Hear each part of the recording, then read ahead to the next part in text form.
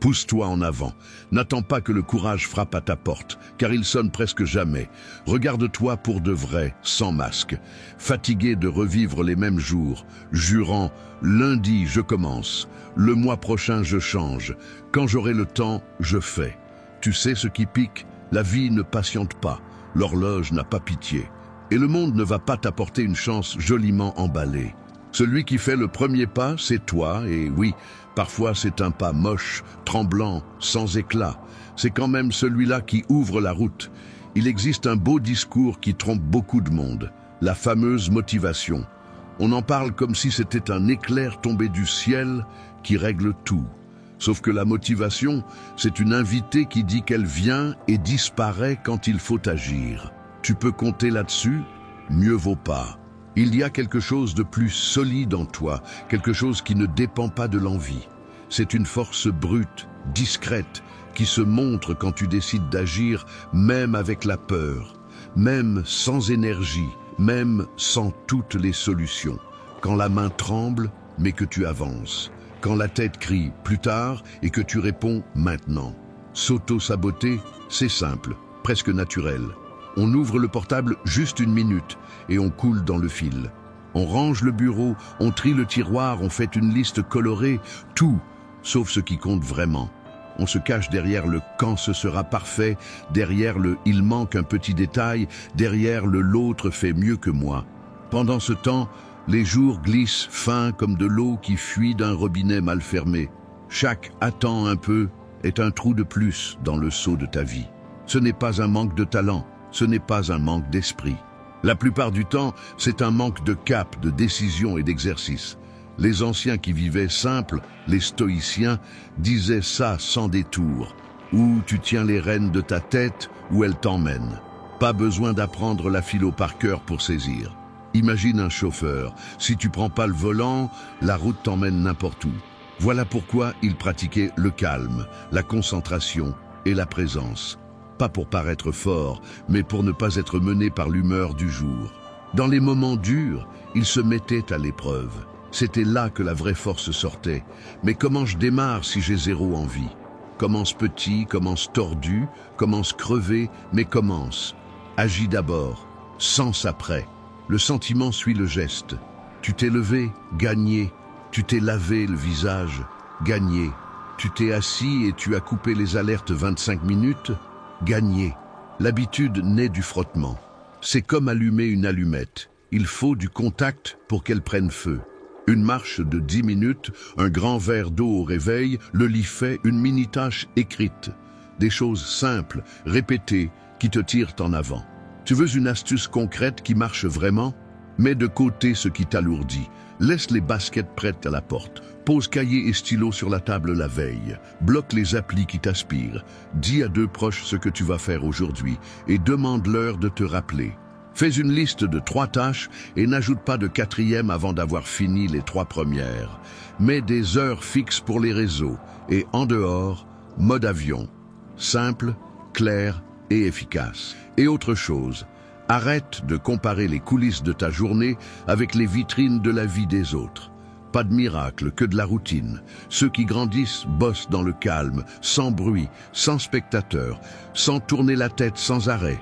Tu n'as pas besoin d'applaudissements pour continuer. Tu as besoin de régularité. La régularité, c'est l'ami qui t'abandonne pas. C'est lent mais constant. C'est se lever et faire ce qui doit être fait, surtout quand personne ne regarde. Peut-être tu penses que la discipline est une prison. Faux. La discipline, c'est la liberté en construction. C'est quand tu décides d'être maître de ton temps, de tes habitudes et de tes résultats. C'est la capacité de dire « j'y vais » et de tenir, même si ton envie est au plus bas. Quand tu choisis l'action, tu coupes les liens qui te retiennent au vieux modèle. Tu arrêtes de vivre de promesses et tu passes à vivre de résultats. Et ça change tout.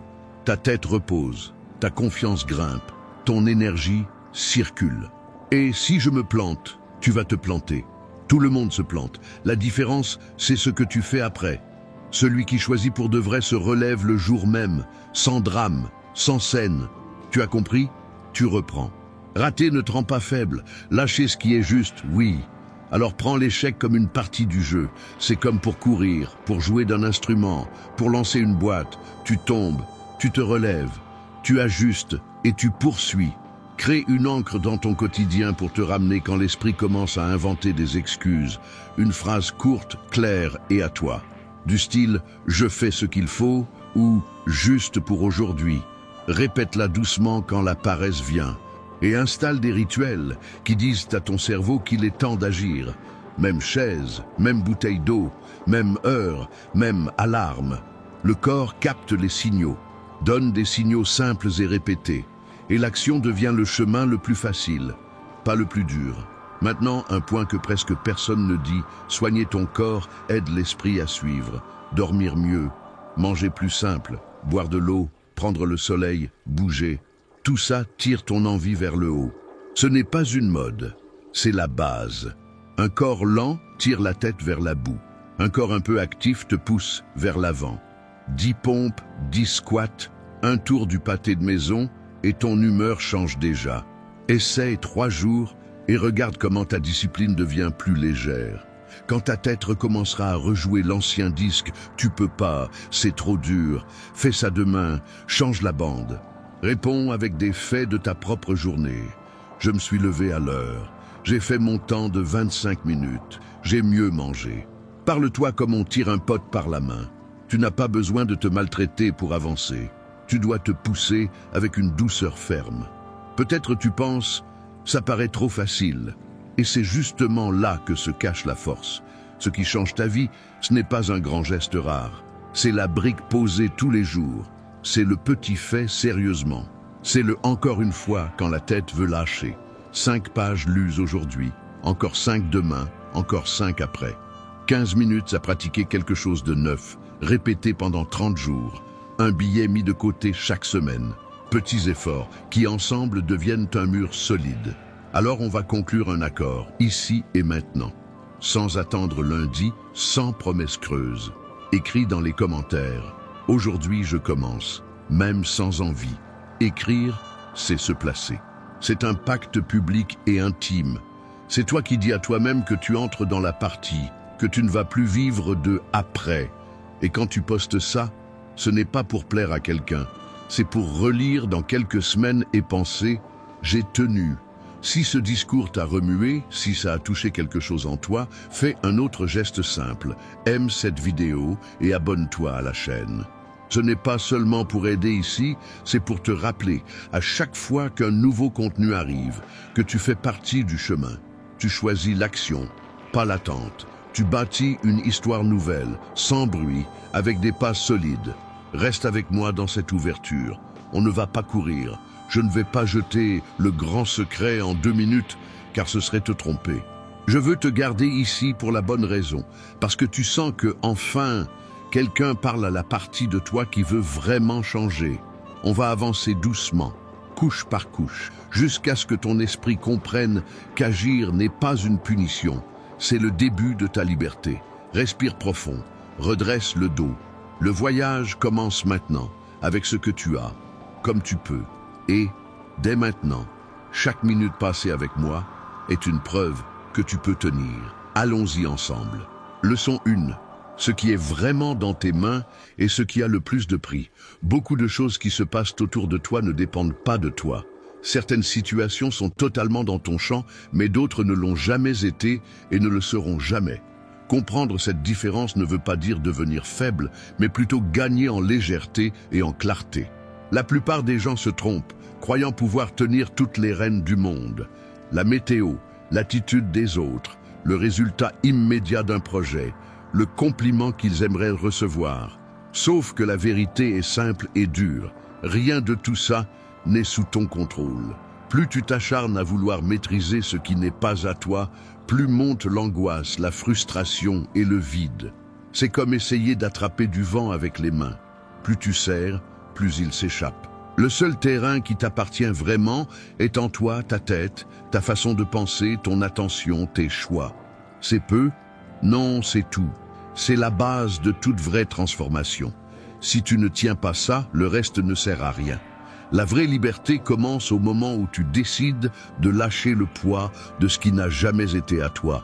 Imagine un chanteur, il ne peut pas garantir que le public va aimer la chanson, que quelqu'un va être ému ou même comprendre le message. Ce qui est dans ses mains, c'est chanter du mieux qu'il peut, avec sincérité.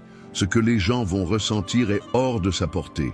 C'est pareil pour un orateur, un vendeur ou quelqu'un qui écrit sur les réseaux. Ce que tu fais est à toi, mais la réaction de l'autre jamais. Cette idée a l'air simple, mais elle change tout quand elle s'ancre vraiment dans ta vie. Tu peux donner ton maximum dans une relation, mais tu ne peux pas décider si l'autre va répondre. Tu peux étudier, travailler et prévoir, mais tu ne peux pas empêcher que le marché change, qu'une crise éclate ou qu'un imprévu surgisse. Tu peux bien te préparer pour un entretien, mais tu ne peux pas forcer le recruteur à te choisir. Quand cette notion s'installe dans ta tête, tu commences à placer ton énergie au bon endroit en toi. Pense à combien de fois tu as perdu des nuits à ressasser les gestes des autres, à te plaindre de ce qu'ils ont dit ou oublié de faire. Ça ne fait que te vider et ne règle rien. Pendant que tu fixes ce qui est dehors, tu oublies d'entraîner ta posture, d'ajuster ce qui dépend de toi, d'améliorer ta propre méthode. C'est comme arroser le jardin du voisin pendant que le tien sèche. Les vieux penseurs avaient déjà compris cette logique. Les stoïciens, par exemple, répétaient sans fin « où tu diriges ton esprit, où il te dirige ». C'est dur à avaler, mais c'est la réalité. Sénèque a résumé en une phrase qui a traversé les siècles « Ce n'est pas ce qui t'arrive qui t'abat, c'est la façon dont tu réagis. Regarde bien. Il n'a pas dit que le monde est juste ou que tout sera simple. Il a dit que ta réponse compte plus que l'événement.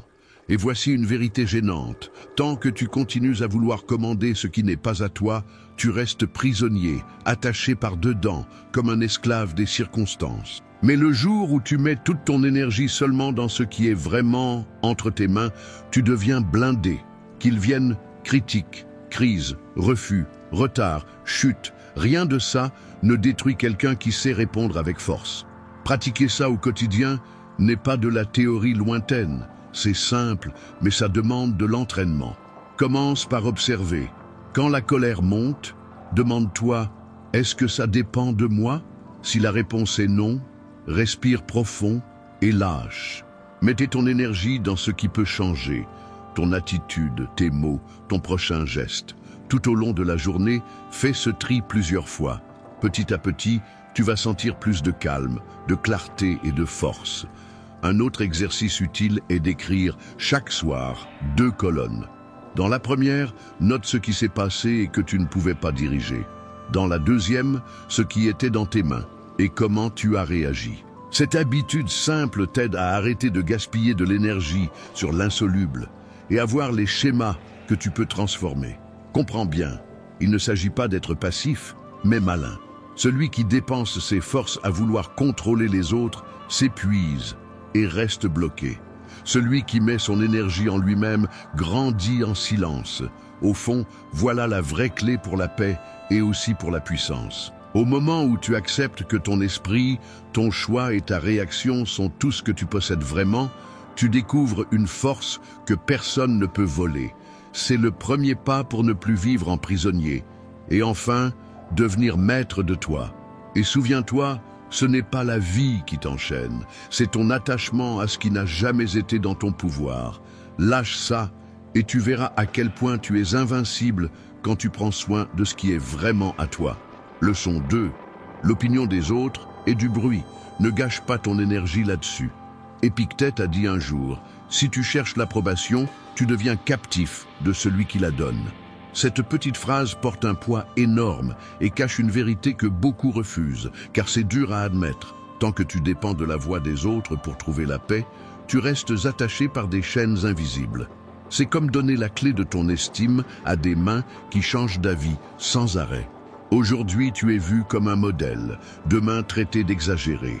Aujourd'hui, on t'applaudit pour ton audace, demain, on t'accuse d'être imprudent. Aujourd'hui, on te félicite pour ta franchise. Demain, on te dit « brutal ». Le regard extérieur est instable et celui qui s'y appuie ne trouve jamais d'équilibre. Quand tu bases ta valeur sur ces variations, tu deviens juste le reflet de ce que les autres veulent voir. Rien n'est plus fatigant que d'essayer de plaire à tout le monde. C'est comme courir sur un tapis roulant au maximum. Tu transpires, tu t'épuises, mais tu restes au même endroit. Pire, tu perds le lien avec toi-même, tu oublies ton essence et tu vis une vie qui n'est pas la tienne. Sénèque comparait le vrai sage à un rocher solide au milieu d'une tempête. Le vent peut souffler, l'eau peut frapper fort, mais la pierre reste en place.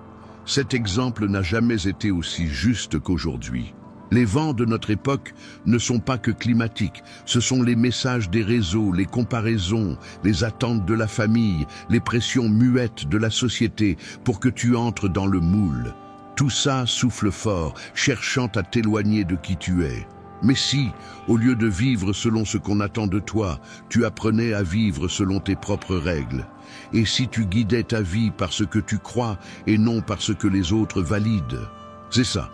La frontière entre vivre libre et vivre esclave. Le prix de vouloir plaire à tous est énorme. Tu acceptes des sorties que tu n'aimes pas. Tu dis oui alors que ton cœur crie non. Tu caches tes idées par peur des moqueries. Tu bloques des projets par crainte du jugement. Tu t'adaptes, tu te replies, jusqu'à disparaître dans des versions qui ne sont pas toi. Un jour, tu regardes ton reflet et tu ne te reconnais plus. C'est là que naît la question la plus honnête et dure. Qui suis-je quand personne ne me regarde? C'est une des réflexions les plus puissantes qu'on puisse avoir, et c'est profondément stoïcien.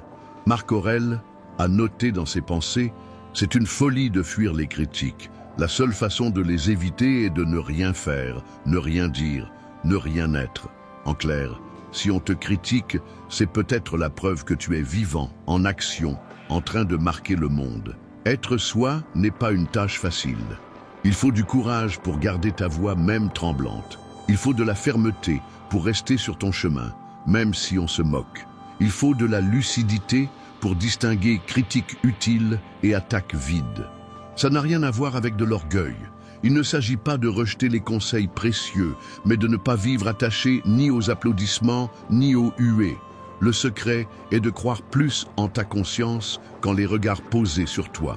C'est de ne pas laisser des voix externes écrire l'histoire de ta vie. Épictète rappelait aussi, ce n'est pas ce qu'on dit de toi qui compte, mais ce que tu crois de toi-même. Cette phrase est la clé de la liberté intérieure. Si tu ne bâtis pas cette certitude en toi, chaque mot devient un coup capable de t'abattre. Mais quand tu te connais vraiment, quand tu agis selon tes valeurs et gardes ton esprit tranquille, rien dehors ne t'ébranle. Les compliments deviennent du bruit et les critiques du vent qui ne brisent pas ta structure. Tu restes comme la pierre solide qui résiste à la tempête. Tant que tu cherches l'approbation extérieure, ta vie restera instable comme un manège émotionnel.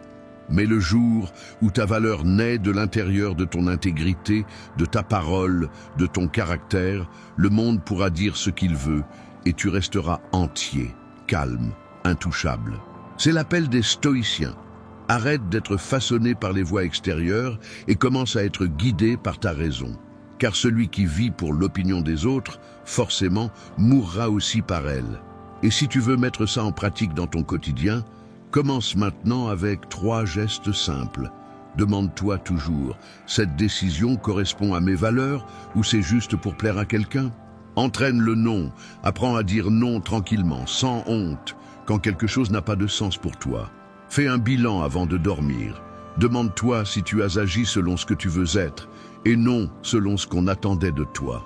Avec le temps, cet exercice rend ton esprit plus fort. Et quand ton esprit est solide, aucune critique méchante ne te brise, aucun faux applaudissement ne t'achète. Tu deviens libre. Voilà la vraie victoire. Rester entier dans un monde qui essaie de te couper en morceaux. Être honnête avec toi-même dans une mer de masques. Avancer la tête haute, pas parce que tous applaudissent, mais parce que tu sais qui tu es. Et ça, personne ne peut te l'enlever. Leçon 3. Ton attention est ta plus grande richesse cachée. Marc Aurèle a laissé une phrase dure et juste. Si tes pensées sont impures, ton âme pourrit dedans. Ça ne sert à rien de paraître bien dehors. Ton esprit montre qui tu es vraiment. Cette idée prouve que ce que tu acceptes de laisser entrer dans ta tête finit par façonner la personne que tu deviens. Et jamais dans l'histoire, notre esprit n'a été autant attaqué qu'aujourd'hui. Nous vivons l'ère de la distraction. Rien n'est fait au hasard. Chaque alerte du portable, chaque pub qui surgit, chaque vidéo rapide qui accroche, chaque titre criant, tout est pensé pour voler ton regard, sucer ton focus et vider ton énergie. Si tu n'apprends pas à défendre ton attention, tu seras utilisé par ceux qui savent déjà comment manipuler ta curiosité. Ton attention est un trésor plus précieux que le temps ou l'argent. Parce que là où tu poses ton regard, tu poses ta vie. L'argent part et revient, le temps file toujours, mais ton attention, c'est la façon dont tu choisis d'utiliser les deux. Réfléchis. Ce que tu lis, écoutes, regardes, dis et répètes chaque jour entre en toi comme une graine. Ces graines poussent et façonnent ta vision du monde. Celui qui se nourrit de colère devient colère. Celui qui se nourrit de peur devient peur. Celui qui vit de futilité finit creux à l'intérieur. Mais celui qui cultive sagesse, discipline et but construit un esprit plus calme et clair, capable de voir loin. Le souci est que la plupart des gens aujourd'hui sont mentalement fragiles. Ils commencent quelque chose et arrêtent à chaque vibration du portable. Ils sont en pleine discussion, mais la moitié de la tête perdue dans les messages, alertes ou soucis. Ils vivent l'esprit éclaté en 1000 morceaux et après ne comprennent pas pourquoi ils sont anxieux, fatigués et sans élan. Le secret de la paix n'est pas de remplir la vie d'activités. La vraie sérénité naît quand tu choisis de faire une seule chose à la fois avec toute ta présence. L'erreur, c'est de croire qu'on peut tout embrasser. Impossible. La hâte et le chaos viennent de vouloir être partout à la fois. Épictète rappelait « L'esprit a besoin d'entraînement comme le corps ». Il disait « Si tu veux être libre, apprends à discipliner tes pensées ». Et la discipline commence en tenant ton attention. Ça ne veut pas dire fuir le monde, mais choisir clairement ce qui mérite ta présence. Distinguer ce qui te renforce de ce qui ne fait que t'occuper, ce qui te construit de ce qui vide ton énergie. Protège ton attention comme un moine garde son temple. Ça peut sembler trop, mais ça ne l'est pas. Chaque distraction, chaque clic réflexe, chaque défilement sans fin est un morceau de ta profondeur échangé contre du vide. C'est comme vendre ton avenir pour rien. Demande-toi, tu vis vraiment ou tu passes tes jours distraits? La vraie liberté commence quand tu choisis où poser tes yeux, ce que tu veux entendre, à quoi tu veux penser. Le stoïcien ne gaspille pas sa force à réagir à tout ce qui tombe du ciel. Il choisit fermement où poser son regard. Et ce choix guide son énergie, son temps et même sa paix. C'est un entraînement quotidien. Ça demande de surveiller ses propres élans, mais surtout de se rappeler que ton esprit peut devenir un beau jardin ou une décharge pourrie selon ce que tu y mets chaque jour. La plupart vivent comme si la journée avait de la place pour tout, mais non. Chaque fois que tu dis oui à une distraction, tu dis non à quelque chose d'important. Une heure perdue sur les écrans n'est pas juste tuer le temps, c'est donner des morceaux de ta vie en échange du vide. Marc Aurèle écrivait pour lui-même tous les jours comme un moyen de vider l'esprit des excès. Cette habitude, tu peux l'essayer dès maintenant. Prends quelques minutes de silence, sans bruit, sans écran. Juste toi et tes pensées. Demande-toi, où est-ce que je mets mon attention? Note si besoin. Ce simple geste apporte déjà de la clarté. Si la réponse est que tu as donné ton énergie à des choses banales, des disputes idiotes, des potins ou des contenus qui t'écrasent, il est temps de changer la direction. Car au final, ce que tu arroses est ce qui pousse. Si tu continues à nourrir ce qui t'affaiblit, ne sois pas surpris si la récolte est pauvre. Des gestes simples aident à garder ton attention. Fais des listes courtes. 3 tâches importantes par jour, pas plus. Utilise des blocs de temps. 25 minutes de concentration totale, 5 de pause. Coupe les notifications. Ce sont des voleurs d'énergie déguisés en urgence. Choisis ce que tu consommes. Remplace 30 minutes à faire défiler par 10 pages d'un bon livre. Pratique le silence. Quelques minutes à respirer ou marcher sans écouteurs éclaircissent l'esprit plus que tu ne crois. Souviens-toi, ton attention est un terrain sacré. C'est là que naît ta paix, ton caractère, ta direction de vie. Ne la donne pas gratuitement à des distractions passagères. Protège-la comme si c'était ton seul bien, parce qu'au fond, c'est bien ça. Elle est ce qui t'appartient vraiment, et personne ne peut la voler, sauf si tu l'offres. Au final, la question est simple. Prends-tu soin de ton attention comme de ton bien le plus précieux, ou laisses-tu n'importe qui la voler? Parce que ton futur dépend de ta réponse. Et c'est justement ici, sur ce chemin, que tout prend plus de sens.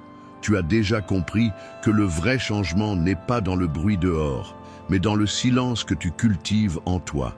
C'est cette force intérieure qui t'apporte clarté pour mieux choisir, agir avec solidité et avancer sans te perdre dans les distractions. Pour marquer cet engagement avec toi-même, écris dans les commentaires la phrase « Ma force vient du silence ». Ainsi tu affirmes, pour toi et pour les autres, que tu as choisi de vivre plus conscient. Maintenant, reprenons notre leçon. Leçon 4. La comparaison est le voleur du bonheur. Sénèque a écrit « Personne ne peut marcher dans les pas d'un autre sans se perdre lui-même ». Cette phrase a traversé les siècles, mais elle n'a jamais eu autant de sens qu'aujourd'hui. Car maintenant, au lieu de vivre leur propre vie, beaucoup passent leur temps à regarder celle des autres, essayant de mesurer leur chemin avec la règle d'autrui. Nous vivons plongés dans la comparaison. C'est sans arrêt. Le corps, le travail, l'argent, l'âge auquel quelqu'un a réussi, les voyages, l'apparence, la famille, tout. C'est comme s'il y avait une compétition silencieuse et sans fin pour montrer qui expose la vie la plus parfaite. Tu te lèves fatigué, tu n'as presque pas dormi, tu ouvres ton portable. Quelqu'un a déjà mis une photo en souriant avec écrit « Merci pour un nouveau jour incroyable ». Tu traverses une galère d'argent et vois quelqu'un signer un contrat énorme, le sourire aux lèvres. Tu te sens perdu et tu tombes sur quelqu'un disant qu'il vit le but de sa vie. Alors ton esprit, cruel et dur, chuchote à ton oreille « Tu es en retard, tu n'es pas assez ». Tu restes derrière, mais cette voix est un mensonge. C'est un piège créé par un esprit habitué à se comparer. C'est une illusion qui vole ta paix, casse ta joie, vide ton énergie et efface ton identité. Tu finis par croire que tu ne vaux rien parce que tu regardes seulement la scène de l'autre, oubliant que derrière le rideau, il y a effort, douleur et renoncement que tu ne vois pas. Le stoïcisme enseigne une autre mesure. Progresser. Ce n'est pas avoir plus que les autres, c'est avoir plus de maîtrise de soi aujourd'hui qu'hier. Ça ne se compte pas par le nombre de biens, mais par la clarté d'esprit, la vertu travaillée et la constance dans la discipline. La comparaison externe est injuste, car tu regardes toujours le spectacle de l'autre et compares avec les coulisses de ta propre vie. Tu ne vois pas les larmes cachées, les nuits blanches, les échecs en silence.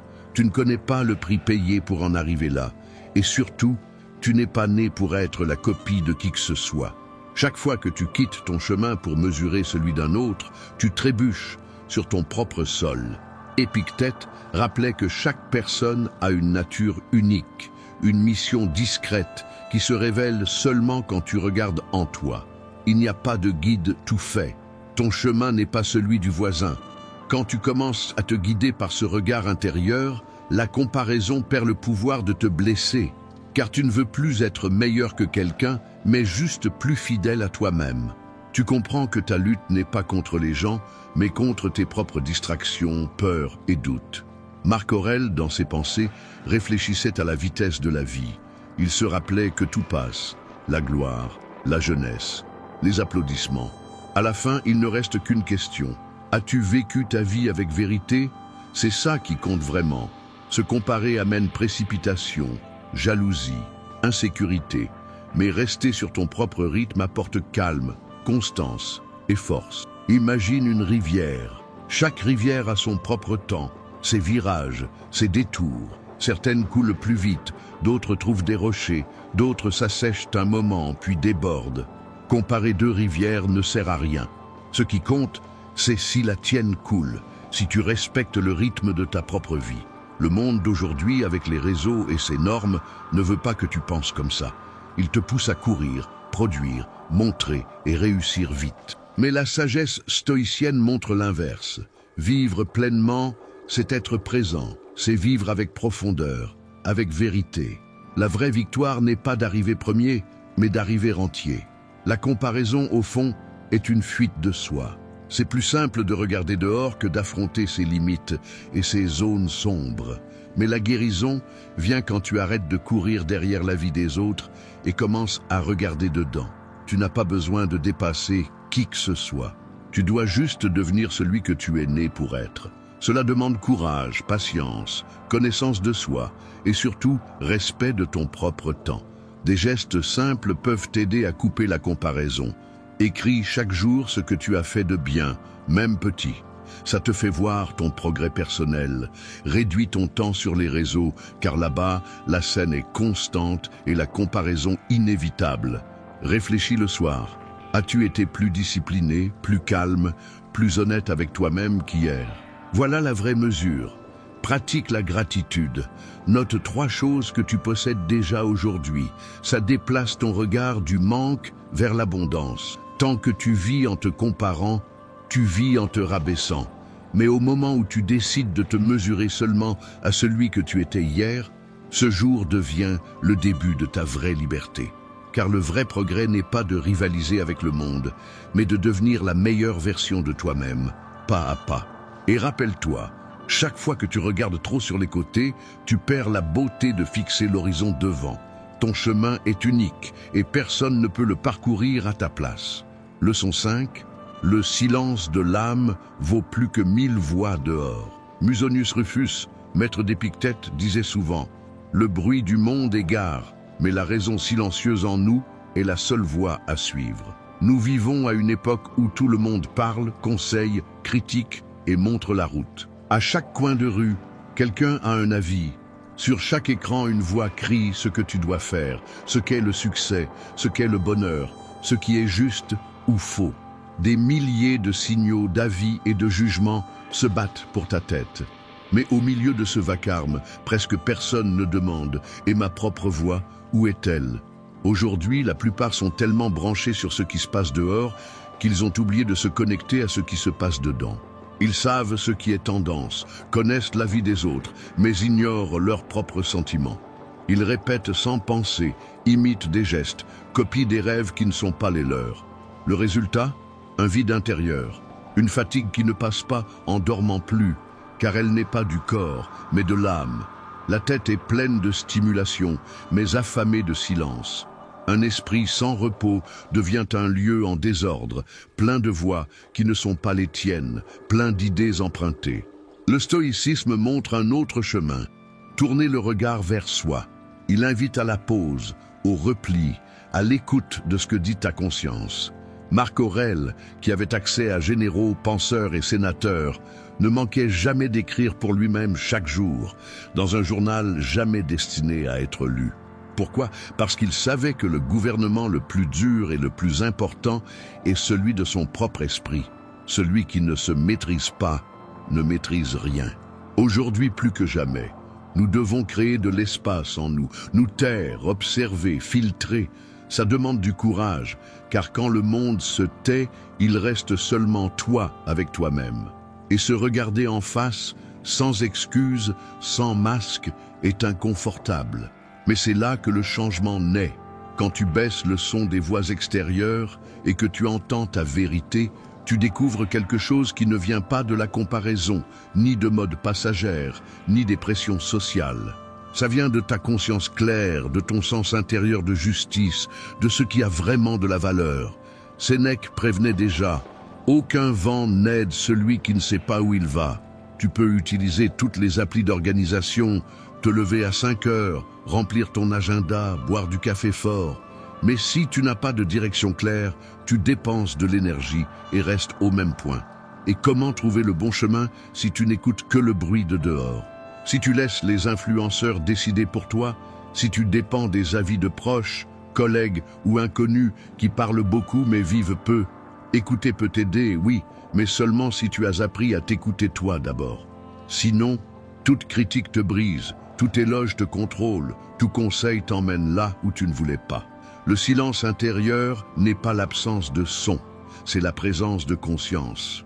C'est quand tu sais distinguer ce qui est réflexe de ce qui est choix, ce qui est réaction de ce qui est décision, ce qui est vanité de ce qui est principe. Ce silence doit être travaillé. Il ne pousse pas dans le chaos par magie. Il faut créer des moments pour être seul avec toi-même chaque jour.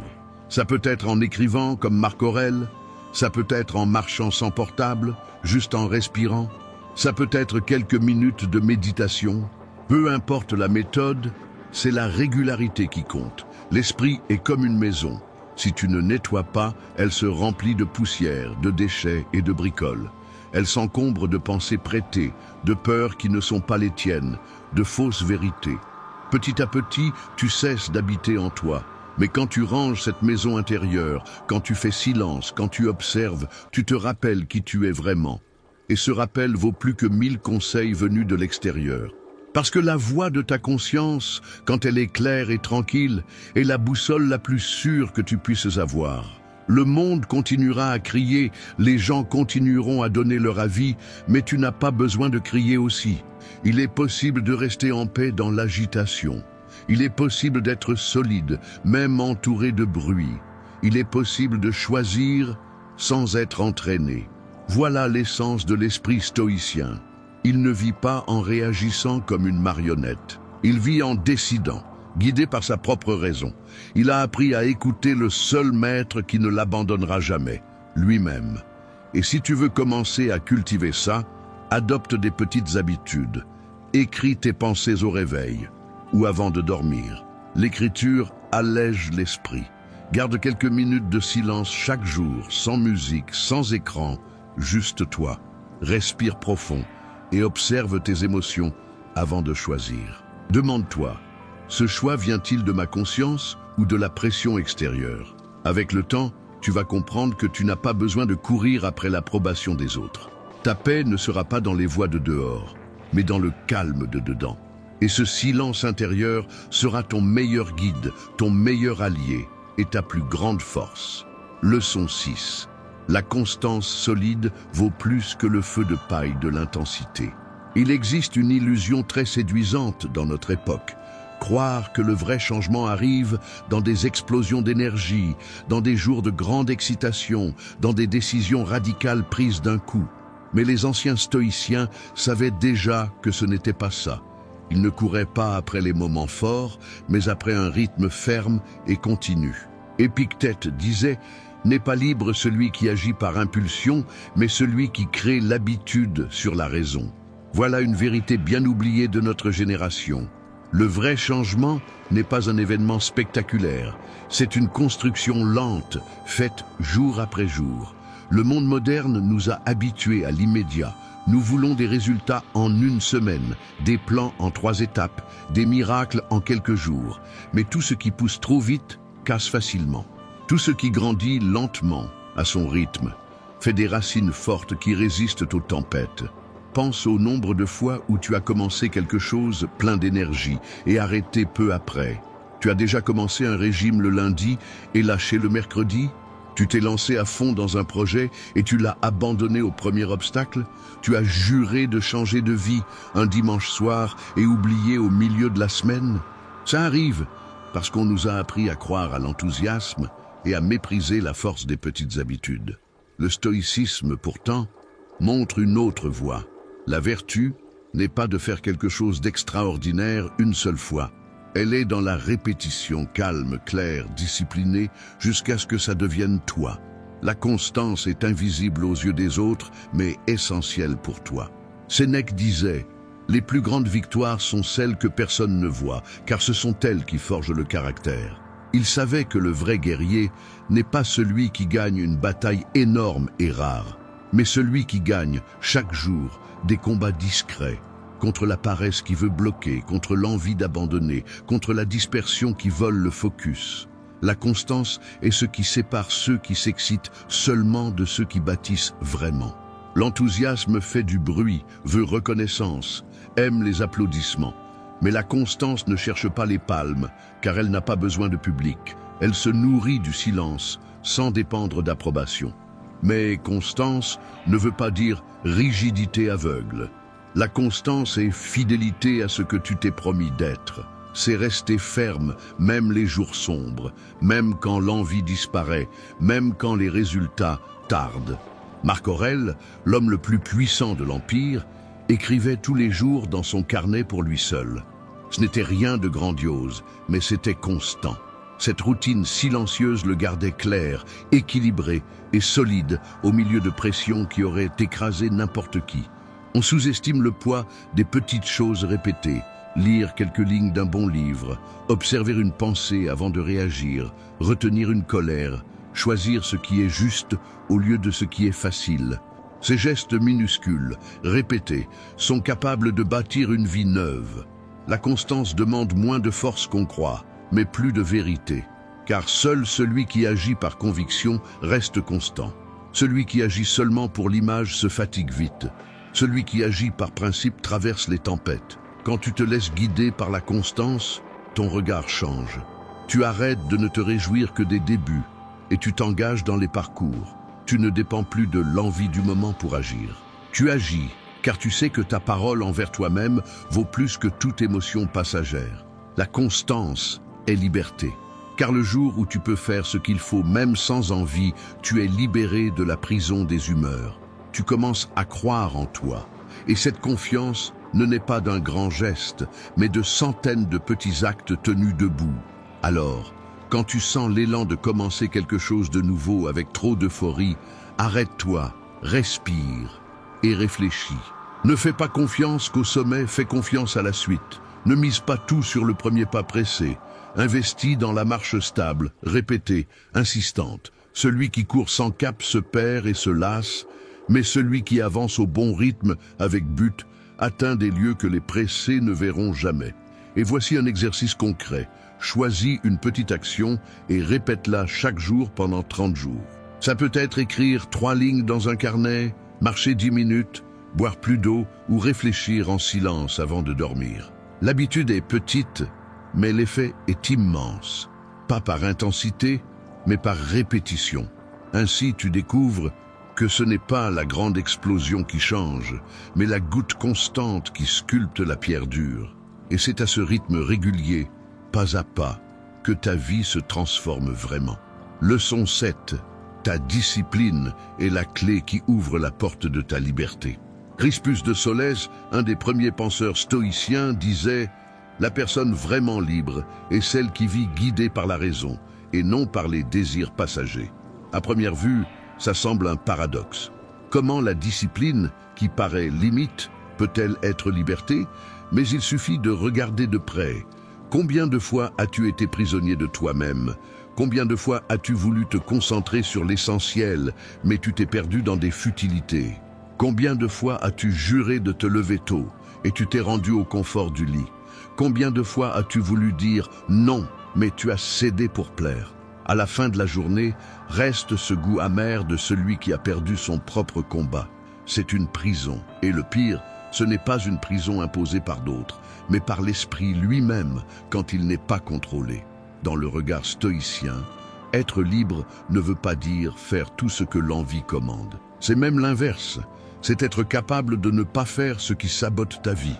C'est être plus haut que tes propres impulsions, plus solide que les désirs immédiats, plus fidèle à des principes durables qu'à des plaisirs rapides. La vraie discipline n'a rien à voir avec une rigidité dure ou une règle militaire.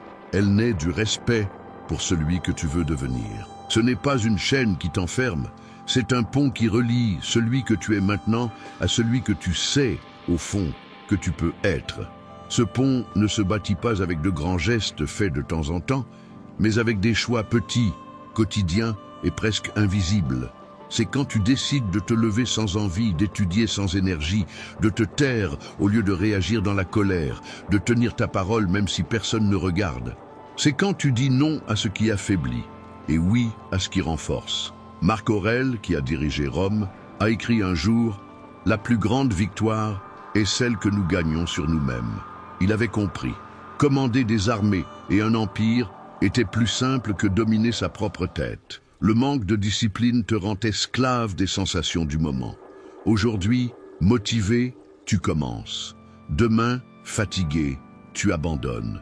Aujourd'hui, plein d'entrain, tu promets monts et merveilles. Demain, distrait, tu oublies tout. Ce va-et-vient constant ronge ta confiance en toi. Tu réalises que tu ne crois plus à ta propre parole. Et ça fait mal. Mais la discipline soigne cette plaie.